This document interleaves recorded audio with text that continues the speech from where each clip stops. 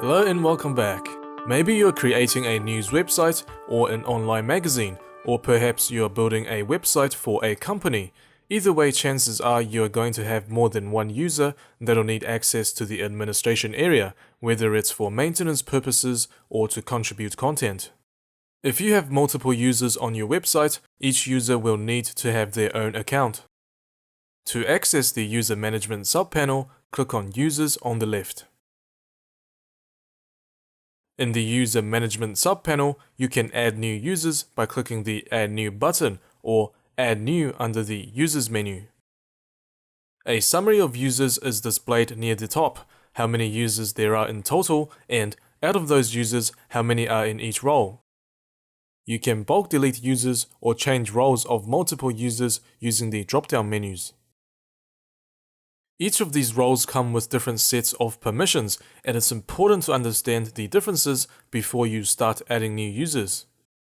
Administrators are users who have access to all administration functions in all areas of the site.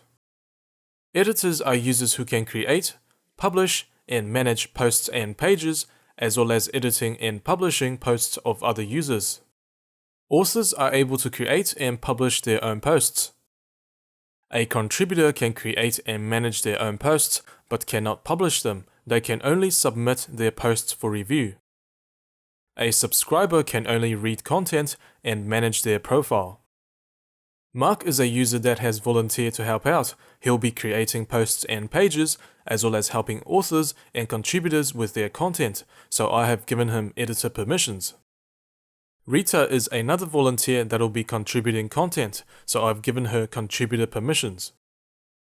At the moment, I'm logged in as an administrator, so I can access all administrative functions in all areas of the site. When Rita logs in, she'll only see a limited set of functions. Rita can still create new posts, but she won't be able to publish her posts. Instead, any post Rita creates will have to be submitted for review. When Mark logs in, he'll have access to more functions than Rita, because editors have more permissions compared to a contributor. When Mark checks the All Posts subpanel, he can see there is a pending article from Rita titled Coolest McDonald's Ever. Provided Mark is happy with the article, he's then able to approve it. He can also create pages and customize his profile. However, he cannot perform other tasks such as changing themes, installing plugins, and adding new users. To edit a user's information, click All Users. Hover over a user, then click Edit. This is the Edit User subpanel. We have the option of disabling the visual editor for this user. This will limit the user to only the text editor. We can specify the color scheme they see in the admin area, enable or disable keyboard shortcuts when managing comments, and show or hide the quick access toolbar for this user when they are viewing the site.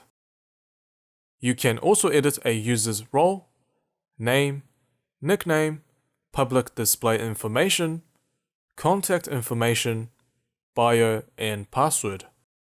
To add a new user, click Add New at the top or Add New on the left.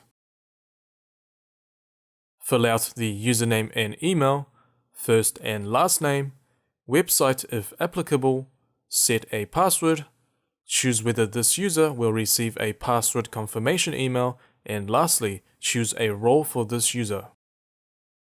You are also able to change your own profile by clicking Your Profile on the left, or by hovering over your username on the top right hand corner, then click Edit My Profile. Next, we'll be learning about permalinks.